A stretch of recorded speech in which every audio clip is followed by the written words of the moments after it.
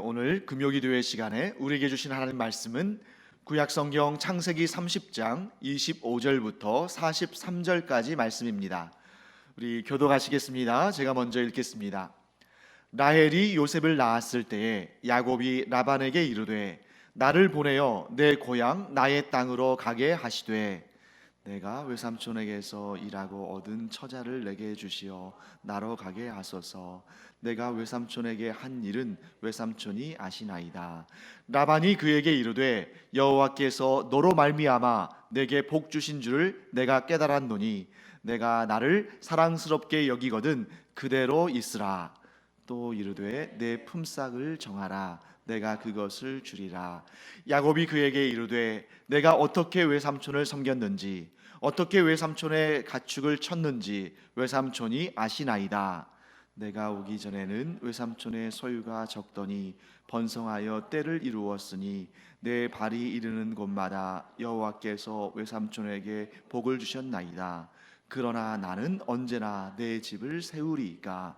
라반이 이르되 내가 무엇으로 내게 주랴. 야곱이 이르되 외삼촌께서 내게 아무것도 주시지 않아도 나를 위하여 이 일을 행하시면 내가 다시 외삼촌의 양떼를 먹이고 지키리이다. 오늘 내가 외삼촌의 양떼에 두루 다니며 그 양 중에 아롱진 것과 점 있는 것과 검은 것을 가려내며 또 염소 중에 점 있는 것과 아롱진 것을 가려내리니 이 같은 것이 내 품삯이 되리이다. 후일에 외삼촌께서 오셔서 내 품삯을 조사하실 때에 나의 의가 내 대답이 되리이다. 내게 혹시 염소 중 아롱지지 아니한 것이나 점이 없는 것이나 양 중에 검지 아니한 것이 있거든 다 도둑질한 것으로 인정하소서.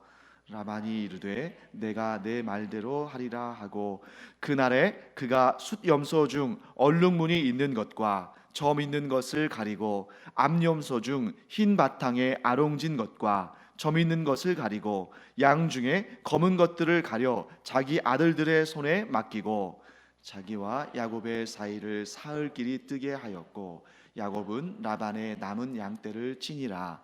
야곱이 버드나무와 살구나무와 신풍나무의 푸른 가지를 가져다가 그것들의 껍질을 벗겨 흰 무늬를 내고 그 껍질 벗긴 가지를 양떼가 와서 먹는 개천의 물구유에 세워 양떼를 향하게 하매 그 떼가 물을 먹으러 올 때에 새끼를 베니 가지 앞에서 새끼를 뱀으로 얼룩얼룩한 것과 점이 있고 아롱진 것을 낳은지라. 야곱이 새끼 양을 구분하고 그 얼룩무늬와 검은 빛 있는 것을 라반의 양과 서로 마주보게 하며 자기 양을 따로 두어 라반의 양과 섞이지 않게 하며 튼튼한 양이 새끼 뵐 때에는 야곱이 개천에다가 양떼의 눈앞에 그 가지를 두어 양이 그 가지 곁에서 새끼를 베게 하고 약한 양이면 그 가지를 두지 아니하니 그렇게 함으로 약한 것은 라반의 것이 되고 튼튼한 것은 야곱의 것이 된지라. 함께 읽겠습니다. 이에 그 사람이 매우 번창하여 양떼와 노비와 낙타와 나귀가 많았더라. 아멘. 네, 계속 이어지는 이 야곱 이야기를 우리가 살펴보고 있습니다. 자, 야곱이 아버지 이삭과 또 형 에서를 속이고 장자의 명분과 장자의 축복을 얻은 후에 형 에서가 자기를 이제 복수하려고 죽이려고 하니까 이제 도망을 쳤습니다. 도망을 쳐서 지금 어디에 와 있습니까? 외삼촌 라반의 집에 와 있습니다. 자, 외삼촌 라반의 집, 그곳에 오면 좋은 일만 있을 줄 알았을 텐데 그 사이에 나쁜 일들도 많이 있었죠. 그런데 사실은 야곱을 이곳으로 보낸 그의 어머니 리브가도 야곱이 이곳에서 오래 있을 거라고는 생각하지 않았습니다. 리브가도 야곱도 외삼촌 라반의 집에서 얼마간 며칠이나 몇 달 정도 있다 보면 에서의 분이 풀릴 것이고 그러면 얼마 지나지 않아서 고향 땅으로 돌아올 수 있을 거라고 생각했습니다. 그런데 오늘 지금 이 시점은 최소한 야곱이 라반의 집에서 7년 더하기 7년 14년이죠. 그래서 야곱이 라반의 집에서 거의 한 20여 년을 살게 됩니다. 그러니 처음의 계획과는 완전히 달라진 거죠. 형 에서가 자기의 그 장자의 명분과 자기의 장자의 축복을 빼앗겼으니까 화가 났지만, 그래도 혈육인데 좀 며칠, 몇 주 혹은 몇 달 지나면 화가 풀리고 용서하겠지, 라는 생각으로 잠시 떠났던 길인데 10년, 20년 이렇게 지나는, 그러한 생각지도 않았던 그런 오랜 세월을 이 라반의 집에서 지내는 그런 일이 생겨났습니다. 자, 지난주에 우리가 살펴본 것처럼 이 야곱은 라반의 딸인 라헬에게 첫눈에 반했죠. 그래서 이제 그곳에서 7년을 수일처럼 여기면서, 며칠처럼 여기면서 열심히 일했습니다. 그런데 결국 자기가 얻은 아내가 라헬이 아니고 그의 언니 레아였죠. 그래서 이제 또 라헬을, 자기가 진정 사랑하는 라헬을 얻기 위해서 또 7년을 일하게 됩니다. 그런데 그 일하면서 오늘 이 본문의 말씀을 쭉 보니까 라반이 야곱에게 품삯을 제대로 주지 않은 것 같아요. 그러니까 아내는 넷이나 됩니다.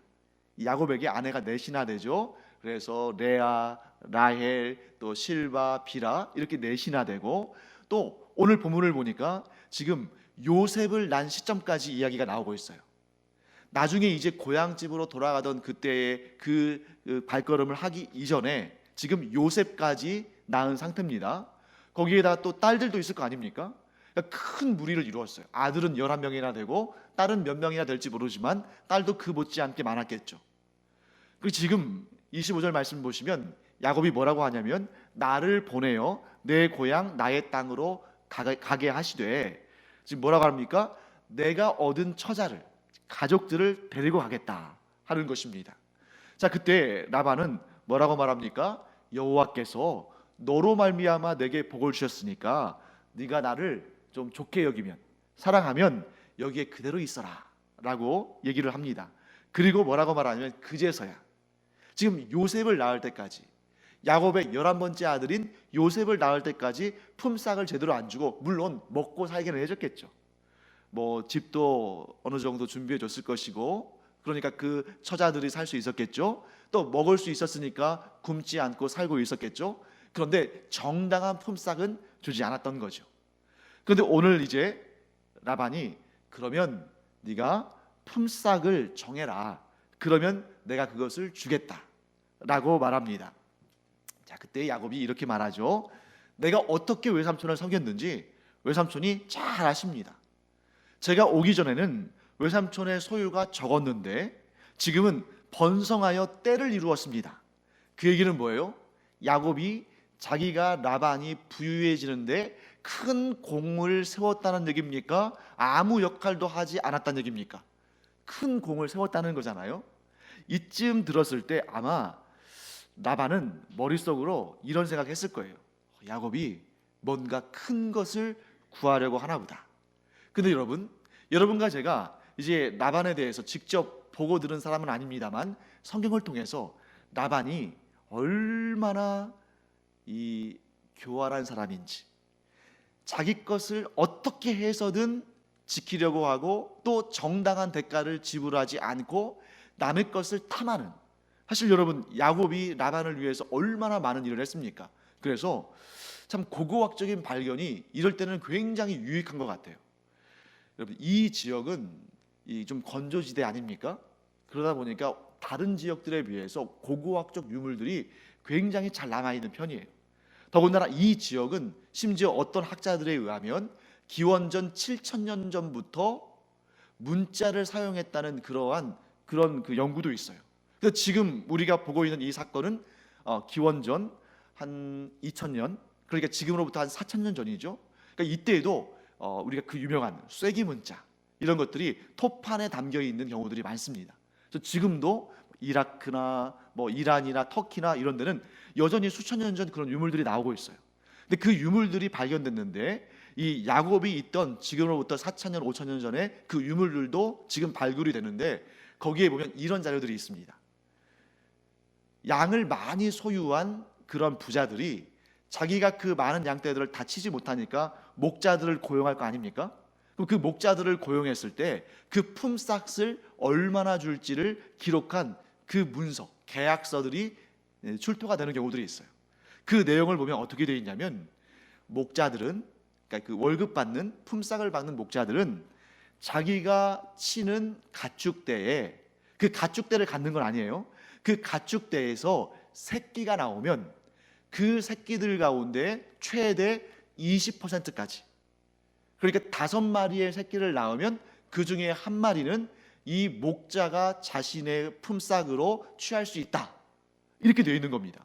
그러면 여러분, 지금 야곱은 이미 수백 마리의 가축을 자기의 몫으로 받았어도 아무 문제가 없는, 오히려 그보다 더 많은 그런 가축을 받았어도 되는 그런 상황인데, 아마 이 본문을 통해 유추해 보기는 라반은 그냥 먹고 살 정도만 해주고 자기 집에 종처럼 부리면서 제대로 된 정당한 품삯은 주지 않았다는 것을 알 수 있습니다.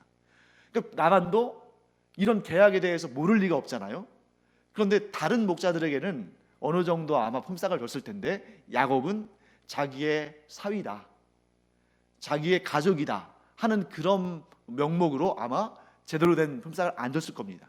그런데 지금 이제 야곱이 떠나겠다 그러니까 그러면 이제 품삯을 좀 줘야겠네 하면서 품삯을 정하라고 하는데, 자, 야곱이 뭐라고 제안을 하냐면 이런 말을 합니다.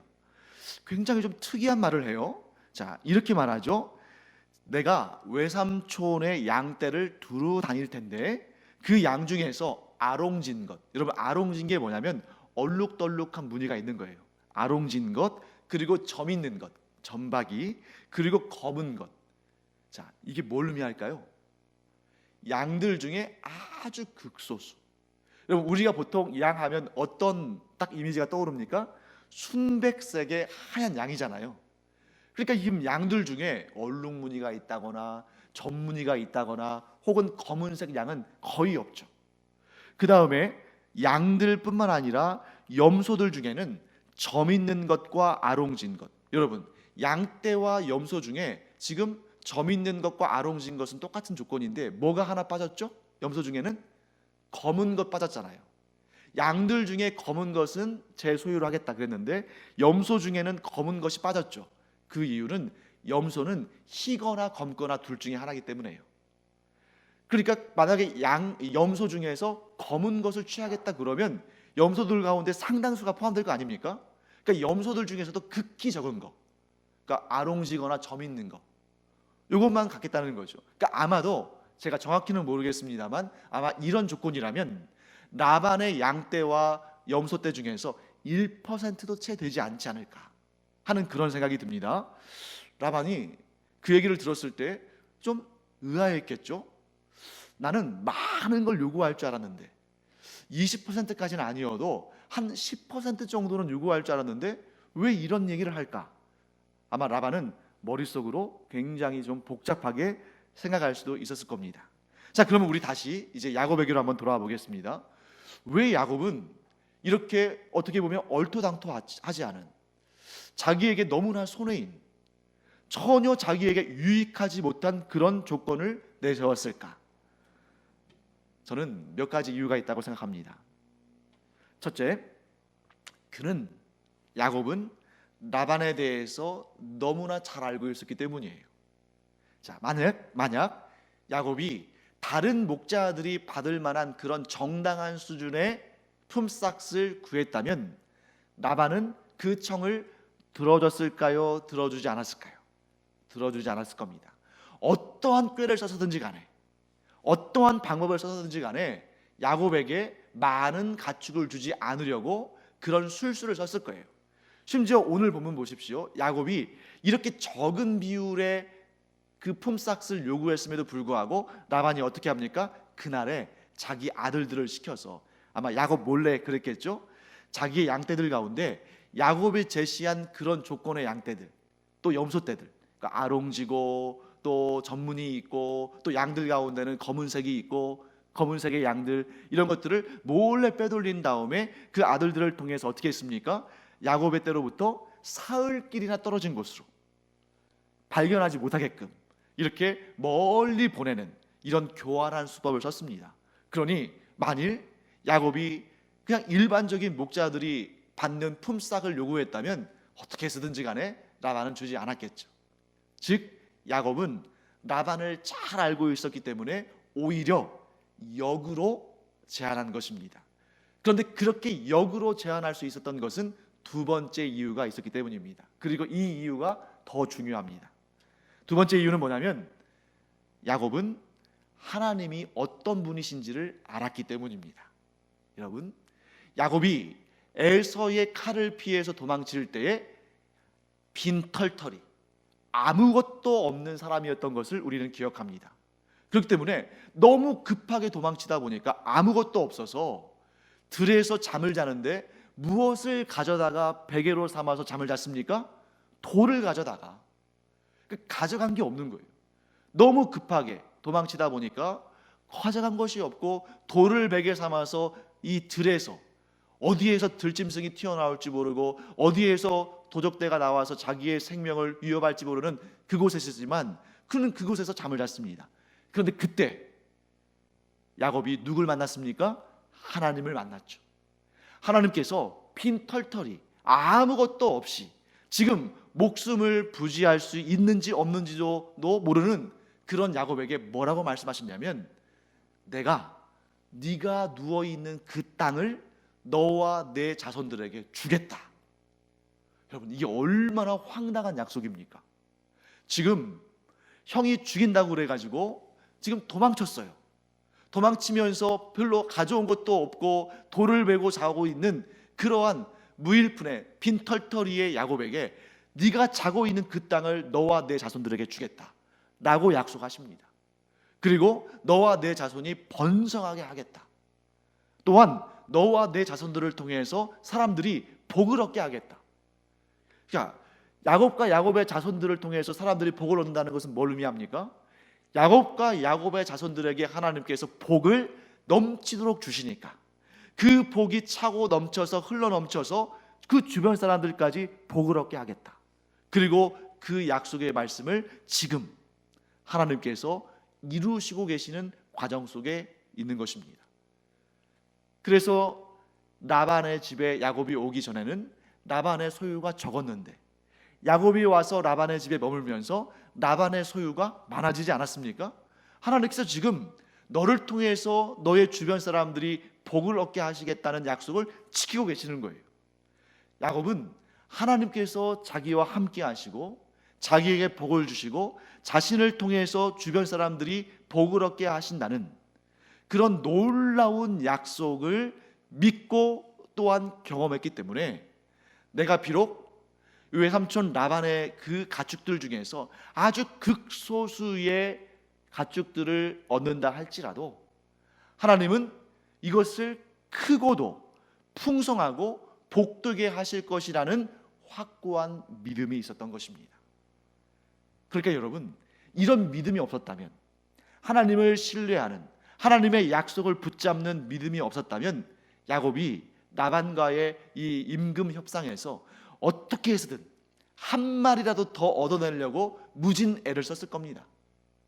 그런데 오히려 야곱은 라반에게 라반도 이상하게 여길 정도로 정말 극소수의 적은 품삯을 원한 거죠. 내가 한 마리의 양을 얻는다 할지라도 하나님은 이것을 1000마리, 10,000마리가 되게 하실 것이라는 그러한 믿음과 신뢰가 있었기 때문에 이렇게 야곱은 이야기를 할 수 있었던 것입니다. 자, 그런데 야곱이 분명히 믿음이 있는 사람이고 하나님을 의지하고 하나님을 소망하고 하나님의 것으로 부자가 되었다는 사실을 우리는 명확히 알고 있습니다. 그런데 오늘 본문의 말씀의 후반부를 보시면 아주 특이한, 어쩌면 성경 전체에서 해석하기가 너무 어렵고 왜 이런 일이 있었을까? 왜 야곱이 이렇게 했을까? 그런데 왜 하나님은 야곱에게 복을 주셨을까? 하는 그런 내용이 등장합니다. 여러분도 아마 이 부분을 굉장히 궁금하게 여기셨을 거예요.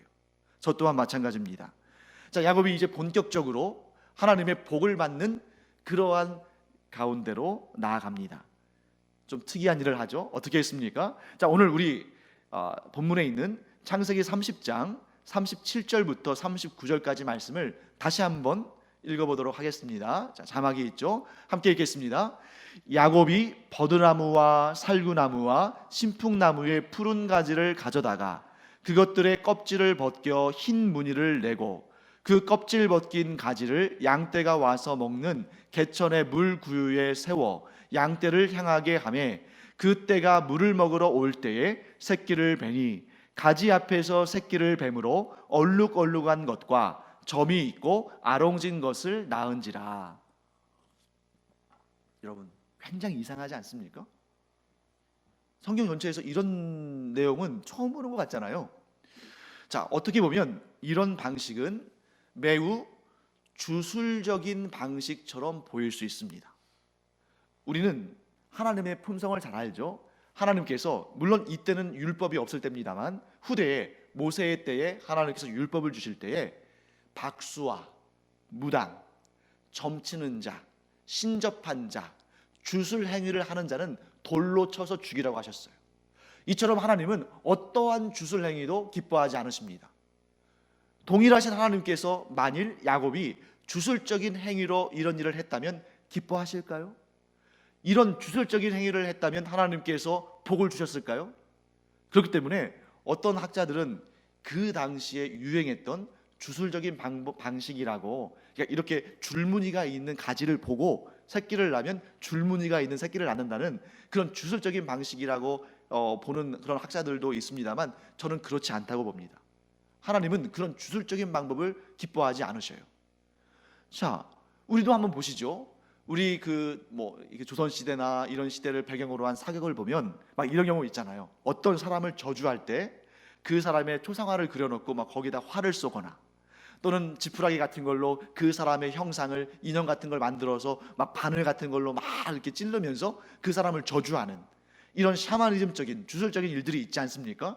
그럼 과연 야곱이 한 행위가 바로 그런 일인가? 여기 나오는 버드나무, 살구나무, 신풍나무 이런 나무들이 뭔가 특별한 막 줄무늬를 가지고 점 있는 양이 나오고 하는 그런 특별한 효험이 있는 나무일까?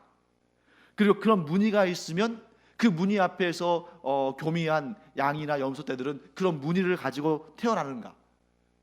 여러분, 야곱이 무슨 그러한 신통한 능력이 있는가? 이런 생각을 우리는 할 필요가 없습니다. 왜냐하면 우리는 야곱이 아브라함, 이삭, 야곱으로 이어지는 우리의 믿음의 조상이요, 그가 믿음으로 하나님께 복받은 사람이라는 것을 우리는 믿어 의심치 않기 때문에 야곱이 한 행위가 주술 행위가 아니라는 사실을 우리는 분명히 알아야 합니다. 그렇다면 왜 야곱은 버드나무와 살구나무와 신풍나무의 껍질을 벗겨서 줄무늬를 내서 양들 앞에 세워 놓았을까? 여러분, 이 버드나무와 이 살구나무와 신풍나무가 이 짐승들로 하여금 특별히 그런 무늬의 새끼를 갖게 하는 그런 효험이 있는 나무라고 저는 생각하지 않습니다. 그럼 왜 이 나무들일까? 그 이유는 제 생각에는 그 주변에서 흔하게 존재하는, 쉽게 발견되는 나무들이었기 때문일 거예요. 만약에 귀한 나무라고 하면 먼 곳까지, 예를 들어서 백향목 나무라 한다면 먼 이웃 나라까지 가서 또 찾아와야 할 수도 있잖아요. 그러니까 이 지역에서 흔히 나오는 나무들입니다. 그런데 왜 그 나무 껍질들을 벗겨서 양떼들 앞에 두었을까? 저는 분명히 이렇게 생각합니다. 이 나무 가지들을 꺾어서 거기에 무늬를 내서, 줄무늬를 내서 가축떼들 앞에 세워둘 때 항상 그렇게 세워놓은 것이 아니에요. 본문의 내용을 잘 보시면 언제 그 가지들을 세웠습니까? 건강하고 튼튼한 가축들이 새끼를 갖고자 할 때는 그 나무들을 세웠고, 건강하지 못하고 뭔가 문제가 있는 그런 가축들이 새끼를 베려고 할 때는 그 가지를 세우지 않았습니다. 저는 이런 생각을 했어요. 하나님께서 특별한 은혜를 사람들에게 주실 때에 우리 성경을 보시면, 특히 구약을 보시면 그것이 하나님께로부터 온 능력이고 은혜고 복이라는 것을 알리시기 위해서 하나님께서 표적을 보여주실 때가 있습니다. 기드온도 그랬고 여호수아도 그랬고 히스기야도 그랬고, 그래서 예전에 제가 이제 우리 성경 통독할 때도 나왔었는데, 히스기야가 또 하나님께 응답받을 때 하나님께서 해시계의 그림자가 뒤로 옮겨가는 그런 표적도 보여주셨어요. 이런 표적들을 보여주시면서 이것이 하나님께서 하신 일이라는 것을 알려주시는 그런 경우들을 성경에서 우리가 자주 만나게 됩니다. 저는 이 줄무늬를 새긴 나뭇가지가 역으로 야곱이 하나님께 올려드리는 표적, 즉 내가 간절히 바라고 원하는 것이 이것들이라고 하나님께 아뢰는 그러한 흔적, 증표라고 생각이 듭니다. 그래서 저기에서 지금 건강한 양떼나 염소떼가 지금 새끼를 가지려고 하면 얼른 가서 야곱이 그렇게 줄무늬를 새긴, 껍질을 벗겨서 줄무늬를 새긴 나무를 그 앞에 두는 거예요. 그리고 이렇게 하나님께 마음을 전해드리는 거죠. 하나님, 저 새끼들은 저 양들이 참 건강하고 튼실한데, 저 양들이 이제 새끼를 갖게 되면 그 새끼들이 아롱진 무늬, 점이 있는 무늬, 그리고 검은색 양이 나오면 그것은 제 것이 됩니다. 그러니 하나님, 저는 저 양들이 이렇게 새끼를 가질 때 저 양들에게서 제 소유, 하나님께서 제게 주시는 그 복된 소유가 나오기를 간절히 원합니다 하는 그런 마음으로 그 가지를 두었을 거라고 생각합니다. 물론 성경에는 그렇게 정확하게 그 말씀을 제시하고 있지는 않기 때문에 이것은 제가 추론하고 해석한 것입니다만, 결코 야곱이 주술적인 의미로 이렇게 나뭇가지에 예를 들면 살구나무나 신풍나무나 이런 나무에 줄무늬를 새겨서 그것을 양들이 보게 하면 줄무늬가 있고 점이 있고 검은색 양이 나온다, 이거 아니었을 거라는 거죠. 하나님께 자기의 소원을 아뢰는 겁니다. 하나님, 저는 저 건강한 가축들이 낳는 그 새끼들을 저의 소유로 삼고 싶습니다. 그런데 하나님, 저는 저 좀 약간 비리비리하고 좀 건강하지 못한 저 가축들이 새끼를 낳으면 분명히 건강하지 못한 것이 나올 텐데 저 양들의 새끼는 갖고 싶지 않습니다. 그럴 때는 가지를 세우지 않는 것이죠. 사랑하는 성도 여러분, 그렇기 때문에 이 가지는 하나님께 간구하는 야곱의 마음의 소원이다. 오늘날 우리도 마찬가지입니다. 우리가 마음의 소원이 있어요. 우리가 정말 원하는 마음의 소원이 있는데, 때로는 하나님께서 바쁘신 분인데 이것까지 들어주시겠어? 하나님께서 하실 일이 얼마나 많으신데 하찮은 내 기도를 들어주시겠어? 이런 마음으로 우리가 하나님께 아뢰지 않고 기도하지 않고 마음의 소원을 말씀드리지 않으면 역사는 일어나지 않습니다. 그리고 이것이 하나님으로부터 만약에 내가 원하는 것이 이루어졌다 할지라도 그 내가 원하는 것이 이루어진 후에도 그것이 하나님의 역사인지 알지 못할 수도 있어요. 하나님은 분명히 우리에게 이것을 원하십니다. 마치 야곱이 건강한 양이나 염소가 새끼를 갖는 그때에 그 건강한 가축들로부터 나오는 그 새끼를 나의 품삯으로 받기를 원하는 마음으로, 하나님께서 저 건강한 가축들의 새끼들을 나의 품삯으로 주시기를 원하는 마음으로 가지를 세우는 그런 마음, 그 마음의 소원을 하나님은 들으시고 응답하시는 분인 줄로 믿습니다. 그러므로 우리가 기도할 때에도 이런 것까지 내가 하나님께 구하면 하나님께서 싫어하지 않으실까? 하나님이 얼마나 바쁘신 분인데 나의 이러한 마음까지 다 돌아보실 수 있으시겠어? 이런 마음이 아니라, 하나님은 전능하신 분이시고 하나님께는 불가능이 없으시고 하나님은 우리의 작은 신음소리까지 들으시고 응답하시는 분이시기 때문에 우리는 정직하게, 솔직하게 우리가 원하고 바라는 그 마음의 소원을 하나님께 적극적으로 아뢰는 우리가 되기를 간절히 축원합니다.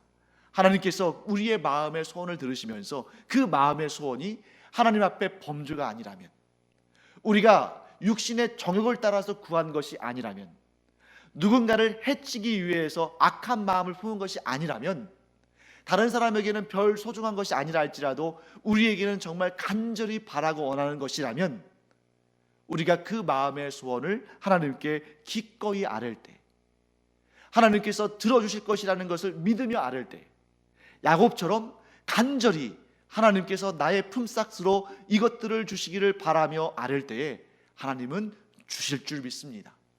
그러므로 우리 이 시간 아이들처럼, 어린아이와 같은 마음으로 하나님께 간절히 마음의 소원을 구하고 또한 응답받음으로 기쁨과 감사함으로 하나님께 영광 올려드리는 우리가 되기를 간절히 축원합니다.